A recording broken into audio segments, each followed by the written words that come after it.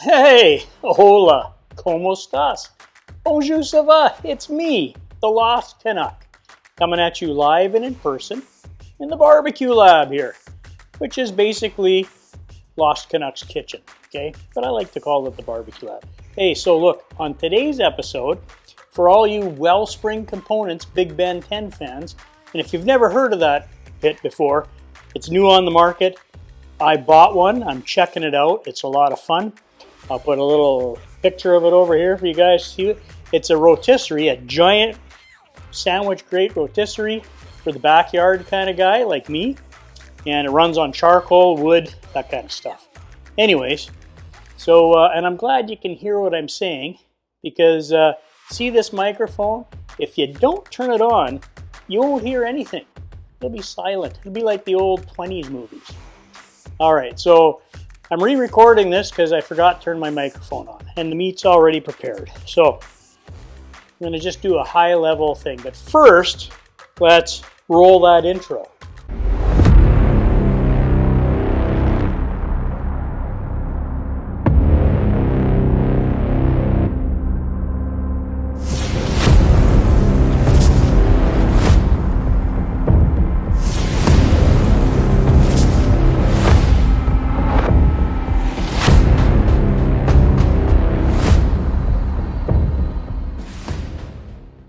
All right, so why you see the meat finished in front of me, like I said, is because I didn't have my microphone on.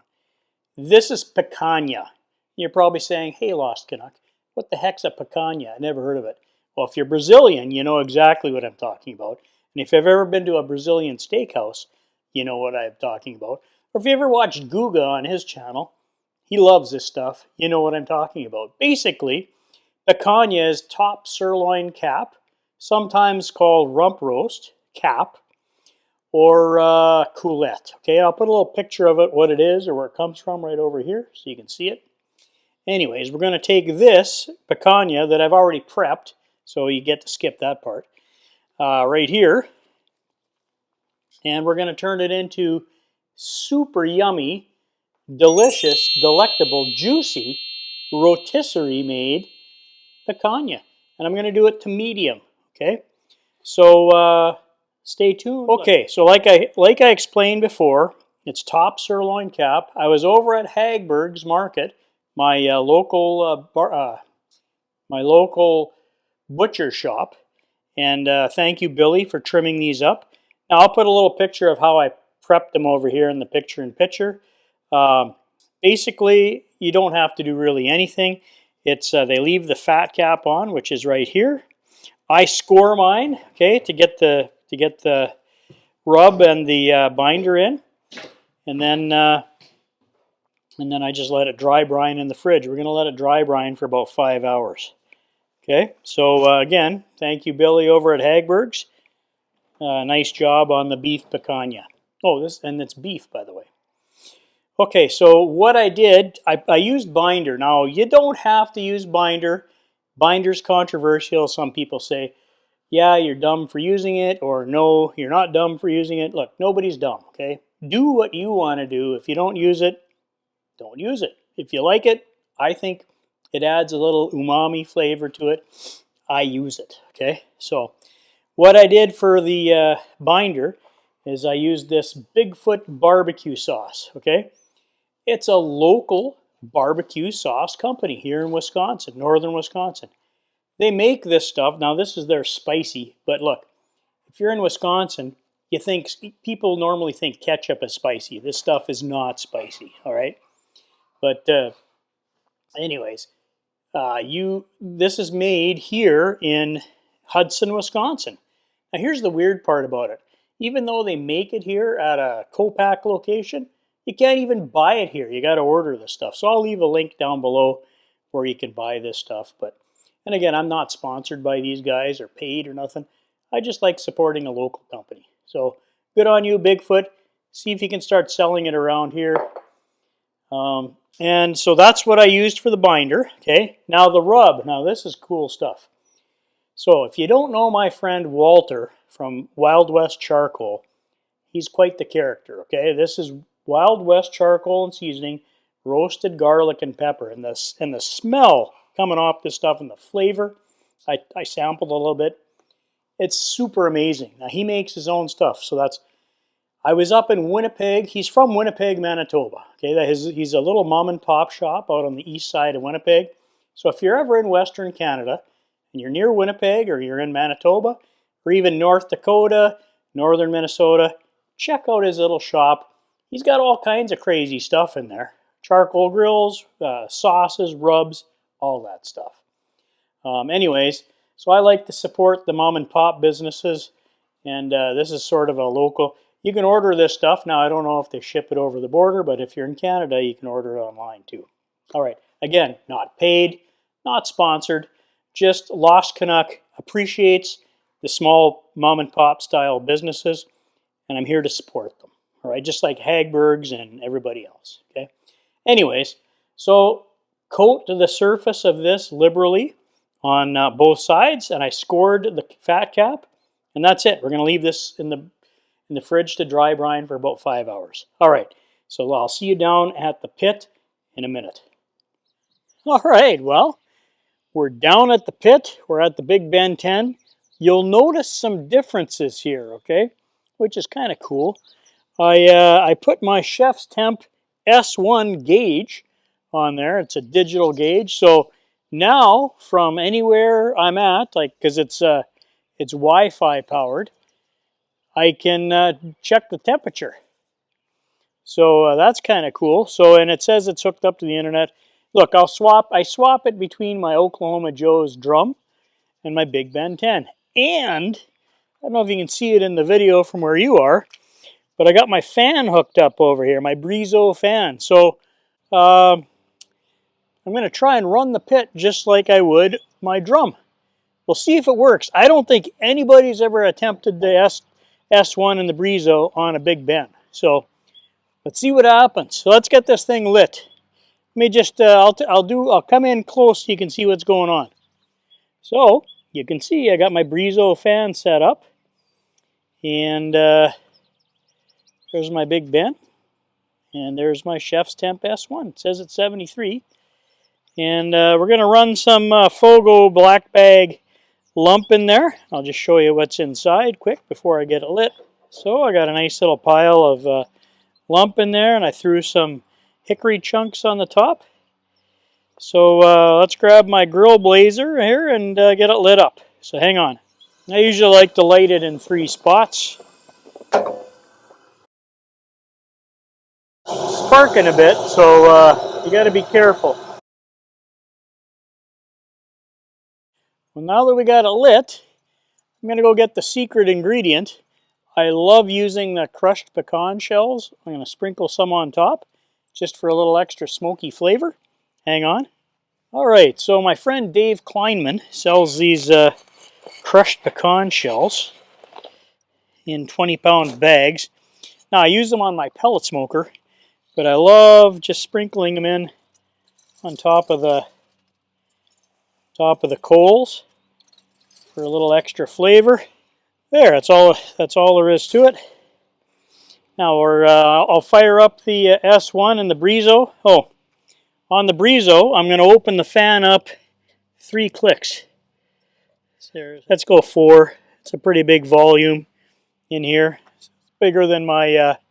It's a lot larger than my drum smoker. Now you can see those are the pecan shells starting to ignite. Actually, maybe I should ignite them a little more. All right, so I opened the Breezo fan up 4 clicks. Let's get this closed down. I'm going to open these. We'll let the fan do the work, so I'll open these just a little bit. Okay, so I'm going to set up the app to run this at about 225. We'll see what happens. All right, well, we're back at the pit. This thing's dialed itself in. I set it at 230 actually. 225, it was still bouncing a little lower, but it's, what is it, 234, so it's off by 4 degrees.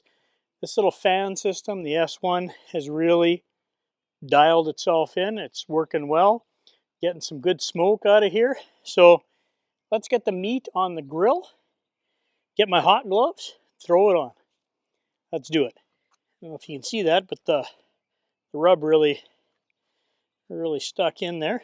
Now before I put it onto the grate, I'm going to use some of my wireless meat probes first. So I'm going to give this MeatStick 5 Duo another try again. See how it runs. Okay, so it found the sticks, and you can see it gives you a digital display here. Put the little kickstand out, just like that. Okay, let's get our meat sticks inserted. There's 2. Okay, let's get these. Oh, you know what? And just to check, to make sure my meat stick's really giving me the best signal here, let's grab an RFX too. Alright, so now we should really get some good measurements. So I'm going to put one like this. Okay, so now they're centered. Let's get the top grate on. And I need my hot gloves for this. Alright, so we're going to put the fan on pause by pushing this.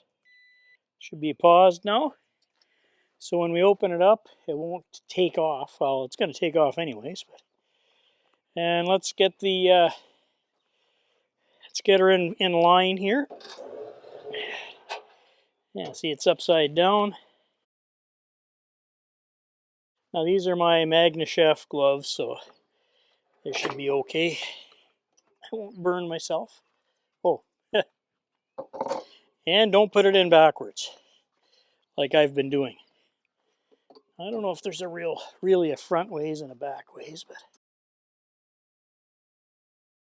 that's clamped. Let's turn it on, and away she goes. So we're going to let this go up to right around 140. I'll pull it off. It should cruise up a little more. That's about medium, and we'll go from there. Taking the system off pause, you can hear the fan starting again. And it'll ramp down after it gets, its algorithm sees the temperature. So stay tuned. All right, well, I just added a few more crushed pecan shells, and she's smoking like crazy. Got my little Breezo going, but it's pumping smoke. Now I can't seal off where the rotisserie goes through the side, but I have it set at 225. Now I just had it open. Now it's stoking her up again, and again it's smoke's rolling. So we'll see how that picanha tastes. All right, well, we're down at the pit. We're still getting lots of good smoke off here. That FOGO lump charcoal works really nice in here. Temperature on my S1 has been hovering right around 225. It's 228 right now. Little Breezo setup in this thing. Works beautiful. So nice. So guys down at Wellspring, you should, that's a good idea, putting those welded bungs on your doors. Okay, so let's take these things off. It's 140 and 145 respectively, so we're right at medium. Yeah, there we go. My MeatStick 5 is telling me, look, it's done, basically, 140 and 145. Now, the thin guy is probably 145, and the thick one's a little cooler. That's fine. Let's take a look, see what we got here. Turn the fan on pause. All right. Wow, look at the color on here. Looks great. I don't know if you guys can see that or not. I'll stop the rotisserie. That's the fat side. And you can see the fat drips in the coals. Let's bring it around a bit. There's the lean side. Again, you can look at the juice coming out of here. You can see it. So let's get this pulled off before it's burning. I'll do one more rotation so I get it into the right spot. All right, Wellspring guys, we gotta maybe think about putting a different reduction on there too. Okay. All right, so let's pull this thing off. Now you gotta have hot gloves on for this. Take off the top grate. Color looks pretty good. All right, so there's our picanha. Smells good. Let's take off these hot gloves. Close this up.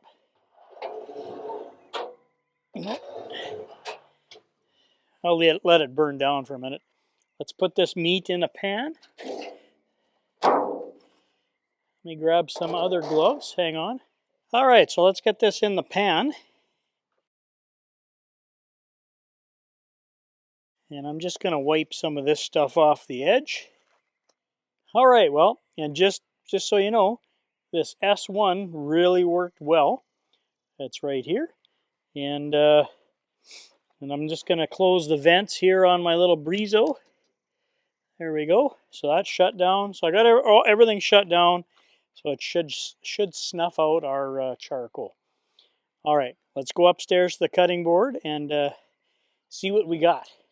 All right, well, we're upstairs in the barbecue lab again. Pulled the picanha off the rotisserie. And the thicker one, I think, is a little less done than the thinner one. Just the way it works. Had it resting up on the counter for a few minutes. Let's slice into one. See what it's like. See if we got a medium. Oh boy, its slice is nice. Wow. What do we got? Oh, look at that. Beautiful. Look at that. That's a super nice. Look at the juice coming out of there is crazy. That's a nice medium, I would say. So the family will be happy with that. Let me take a nice slice out of here. There we go.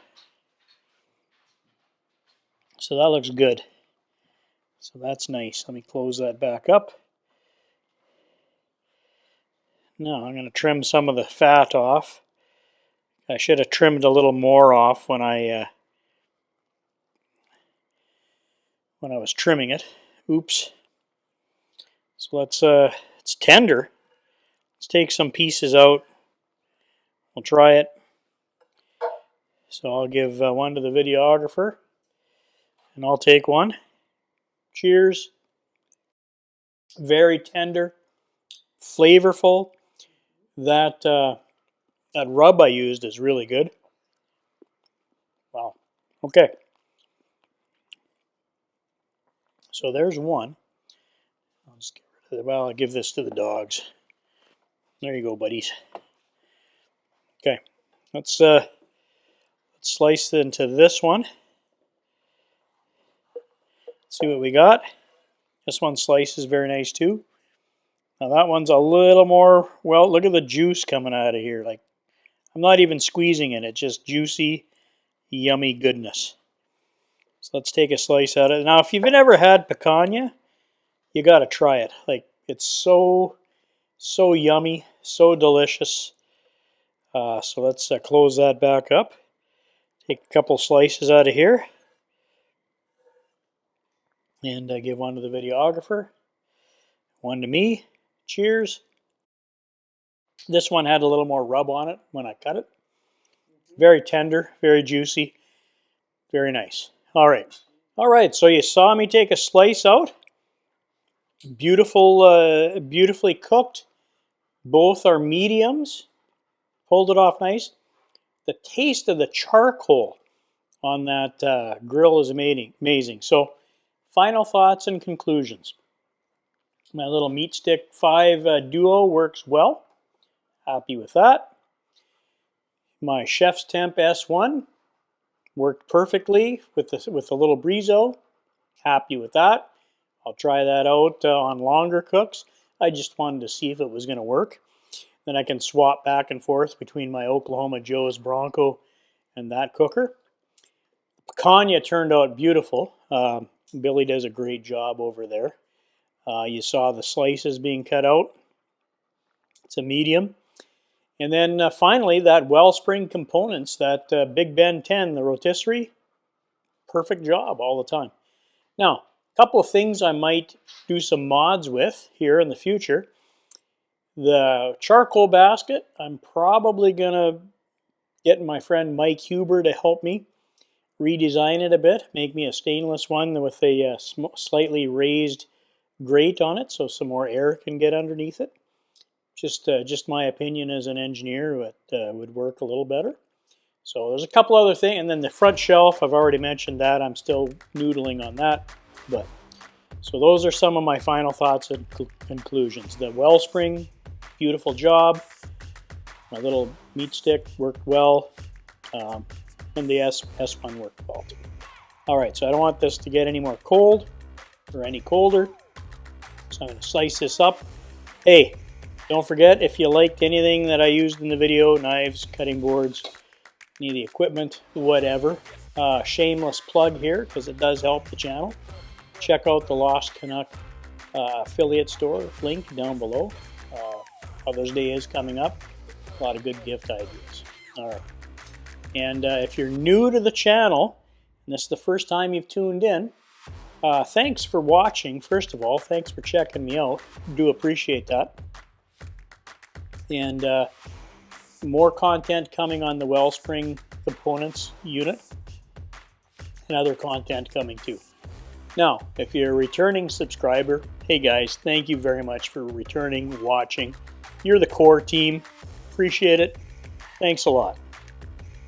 Finally, again, back to the new viewers and returning subscribers. Don't forget, if you found value in any of this stuff, you liked the video, don't forget to hit that thumbs up button. Really helps the channel. And if you have the ability, not everybody does, but if you do have the ability and you're on a mobile device, hey, please consider hyping me a few points. Just helps get the video out to different audiences. Finally, if you have any suggestions or you think maybe I should have done something a little differently, leave me a comment down below. I answer all my comments. If you have any questions on stuff that I was doing, leave me a question, leave me a comment. And then finally, hey, if you have Instagram, I'll put my QR code up over here. Check me out. Check out my page on Instagram. I usually do previews or some slightly different content over there from time to time.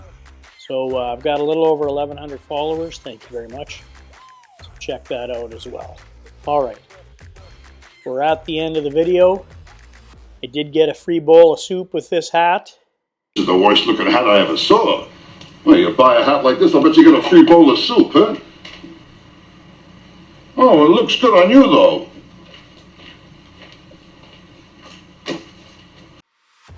And so don't forget, Lost Canuck's last words all the time are be kind to each other.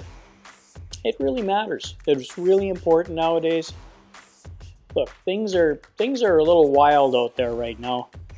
Kindness goes a long ways. You don't know what other people are thinking or what's happened to them. Just consider cutting them some slack. And that's all I have to say about that. So take care. Bye-bye. Love you guys.